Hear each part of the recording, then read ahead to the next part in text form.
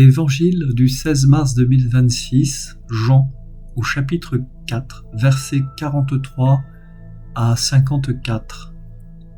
Va, ton fils vit. La nuit est là. Peut-être que ton cœur, lui aussi, est dans une sorte de nuit. Une nuit faite d'inquiétudes, de visages aimés, de souffrances que tu portes sans pouvoir les enlever. Au fond de toi, il y a quelqu'un, un enfant, un parent, un ami, un frère, une sœur, un pauvre, un malade, quelqu'un dont la vie te tient à cœur, quelqu'un que tu ne peux pas guérir. C'est à partir de cette nuit-là que commence la prière. Le Père qui vient. Dans l'Évangile selon Jean, un père descend jusqu'à Jésus. Il a laissé derrière lui un fils mourant, à Capharnaüm. La distance entre eux deux est remplie de peur, de questions, d'angoisse. Ce père n'a pas de solution. Il n'a que cette certitude fragile. Si je trouve Jésus, peut-être, il pourra faire quelque chose. Il ne vient pas pour lui-même. Il ne demande pas le soulagement de son propre cœur, mais la vie de son enfant. Ce Père, c'est toi quand tu pries pour un autre. Quand tu dis à Dieu, « Seigneur, ce n'est pas de moi qu'il s'agit d'abord. Regarde celui que j'aime.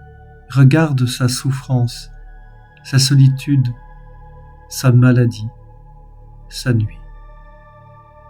Je viens pour lui. » Le reproche de Jésus est la vraie foi.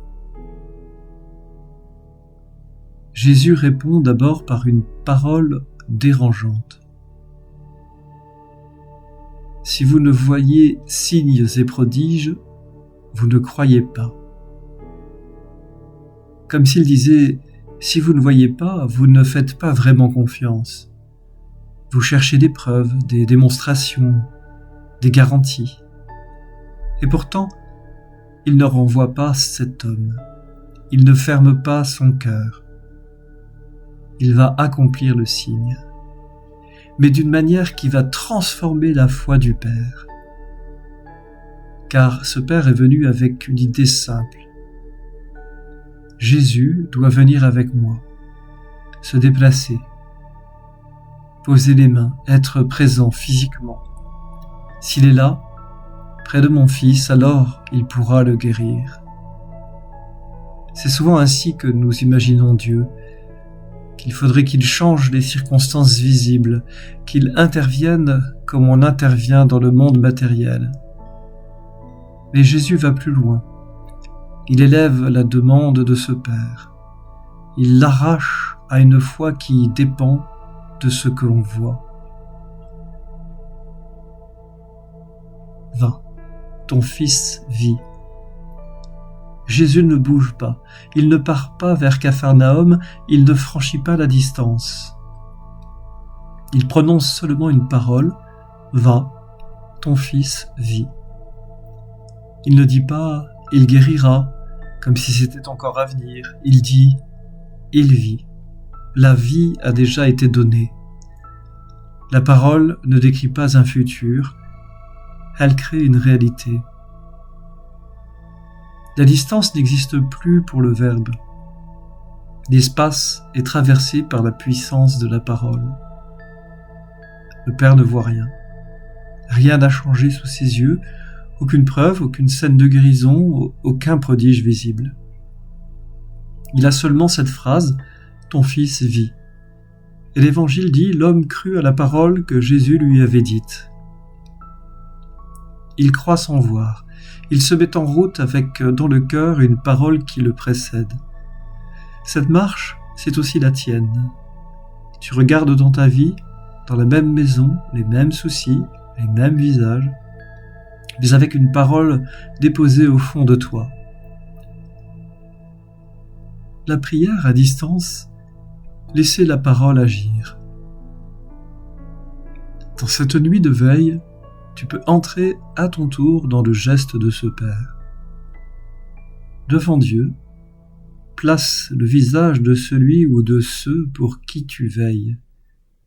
Tu peux les nommer intérieurement, tu peux laisser monter leurs traits, leurs blessures, leurs peurs.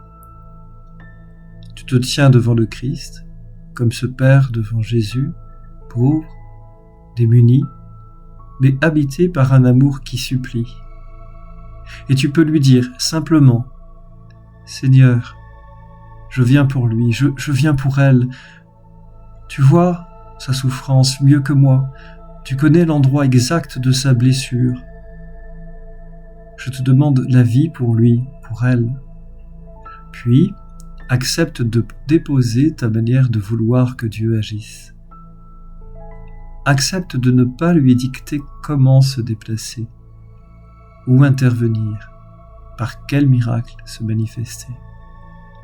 Laisse-le, lui, prononcer la parole.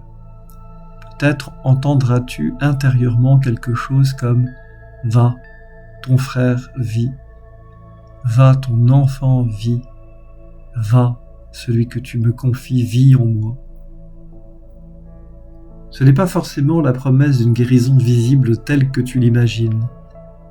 C'est d'abord la certitude que la vie du Christ atteint déjà cette personne, là où tu ne peux pas aller.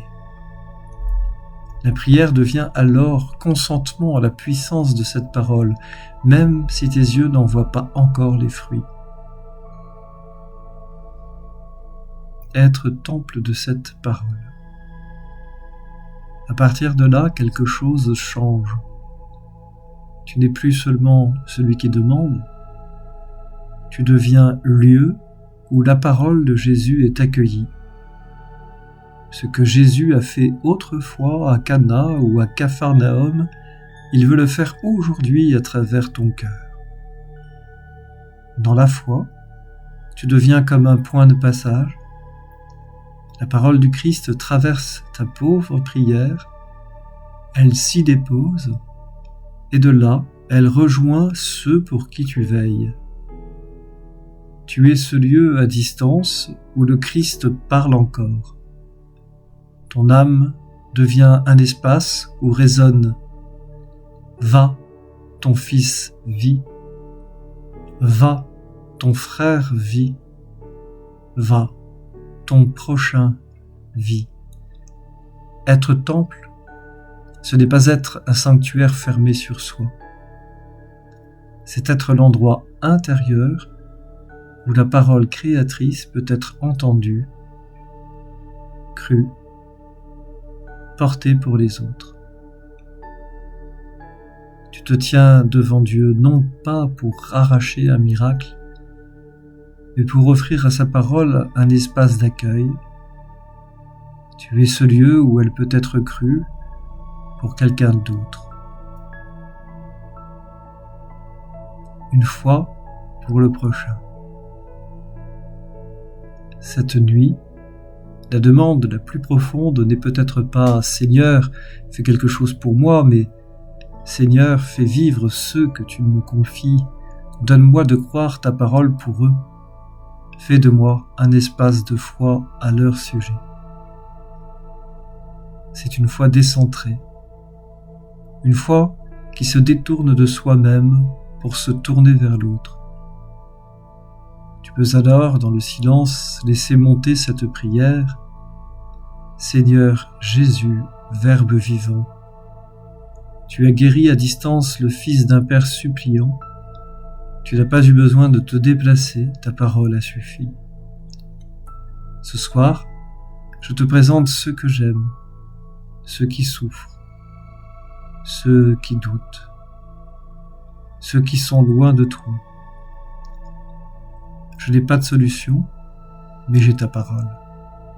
Prononce sur eux ta parole de vie. Dis sur eux ce que tu as dit autrefois. Va, ton fils vit. Fais de mon cœur un temple où ta parole est accueillie et crue pour eux. que ta vie les atteigne là où je ne peux aller, qu'ils vivent en toi, même si mes yeux ne voient pas encore ce que tu as accompli. Donne-moi de marcher dans la foi, comme ce Père qui crut avant de voir, que ma confiance te laisse agir librement, selon ta sagesse et ton amour. Seigneur, entre dans la nuit de ceux que je te confie, fais jaillir en eux à ta manière cette mystérieuse parole, tu vis en moi. Amen.